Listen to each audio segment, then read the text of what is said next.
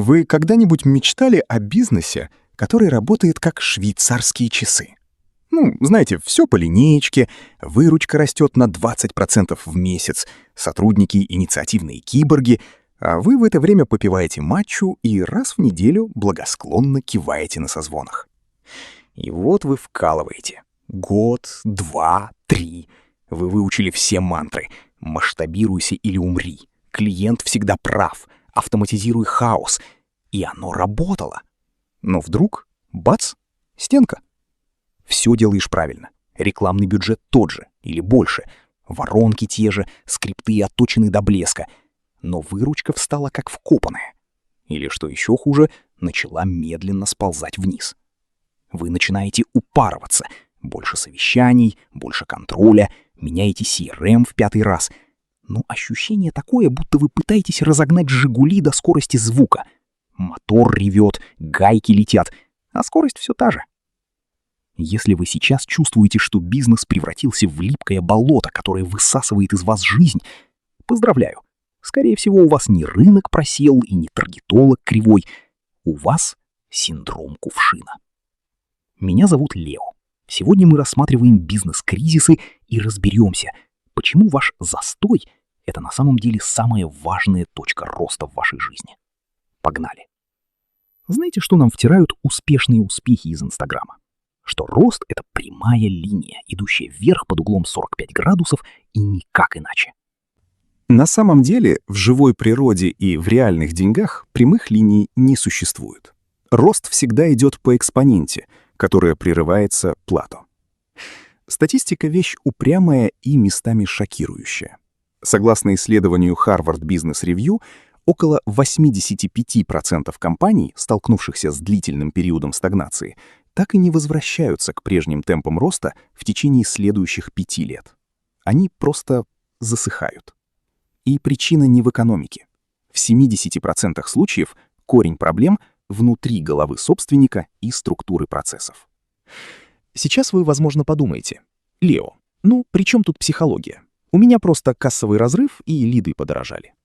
Вот тут-то и начинается самое интересное.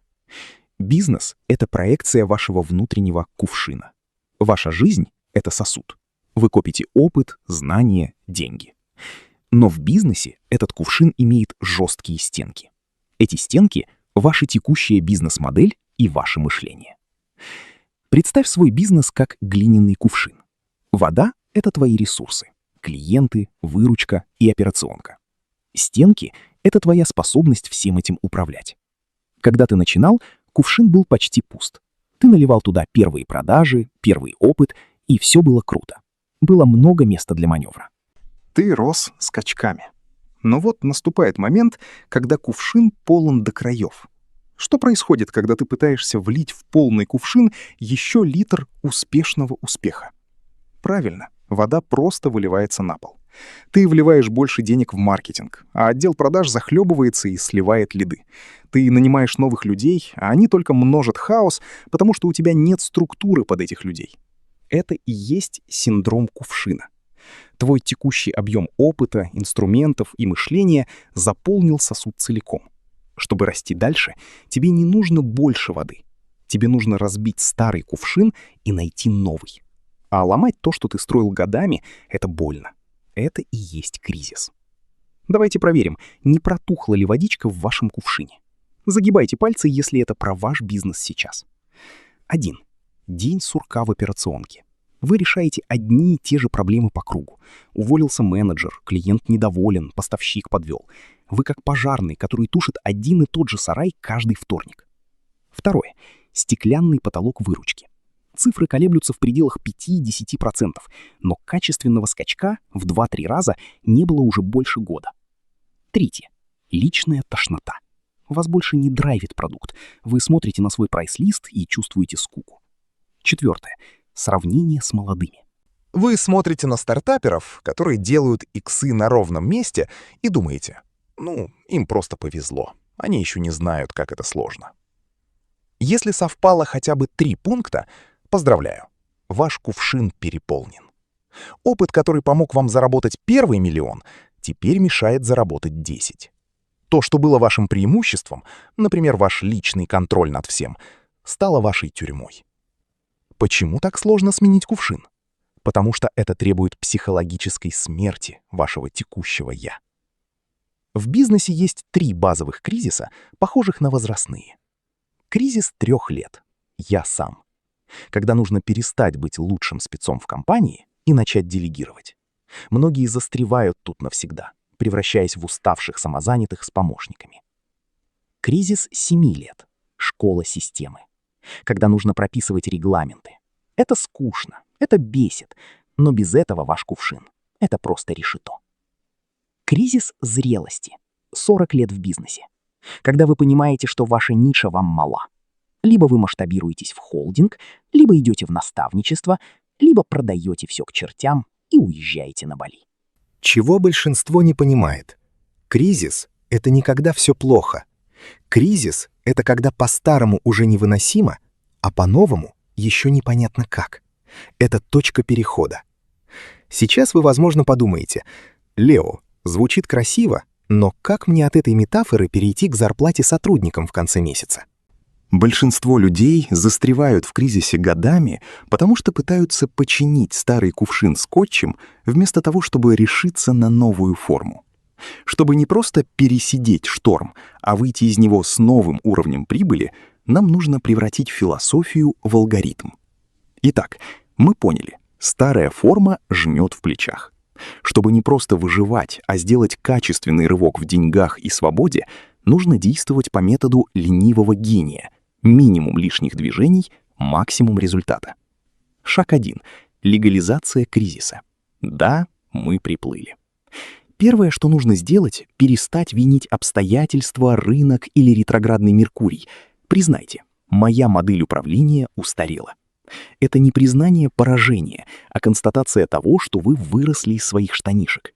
Пока вы не признаете, что кувшин полон, вы будете продолжать лить воду на пол, сжигая бюджеты впустую.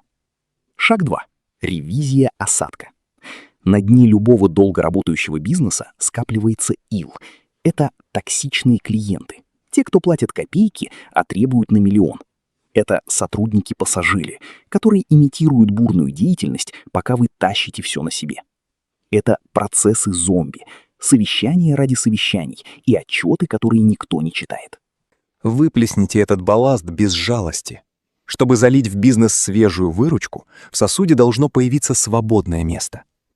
Шаг 3. Математика вашего освобождения. Вспомните, сколько стоит ваш час. Если вы до сих пор лично отвечаете в комментариях или проверяете запятые в договорах, вы самый дорогой и неэффективный сотрудник в своей компании. Ваша задача в этот переходный период — купить себе мозги и время. Делегируйте все, что не является вашей суперсилой. Пусть другие делают это на 80% так же хорошо, как вы. Зато у вас появится ресурс, чтобы вообще понять, куда плыть дальше. Шаг 4. Ребрендинг формы. Ищем новый сосуд. Когда место освободилось, посмотрите на свою нишу свежим взглядом. Может, вы пытаетесь продать дешево и всем, когда пора продавать дорого и избранным? Может, вместо того, чтобы вручную лепить каждый горшок, пора построить завод по их производству? Смена кувшина — это всегда смена масштаба. Переход от «я лучший мастер» к «я архитектор системы». Понимаю, страшно ломать то, что приносило деньги последние годы. Но помните, в старый кувшин новый объем выручки просто физически не влезет. Ваш застой — это накопленная энергия. Как гусеница должна раствориться в коконе, чтобы стать бабочкой, так и ваш бизнес должен пройти через этап «ничего не понятно», чтобы стать системой. Помните, кувшин не может расти. Он может только лопнуть, чтобы дать место чему-то большему. Так что если вам сейчас страшно и кажется, что все встало, радуйтесь, вы на пороге нового масштаба. Лучше добровольно сменить кувшин, чем потом объяснять банку, почему ты не смог вовремя перестроиться. Подпишись, если хочешь узнавать бизнес истины без воды и истерик. Увидимся в следующем выпуске. Пока.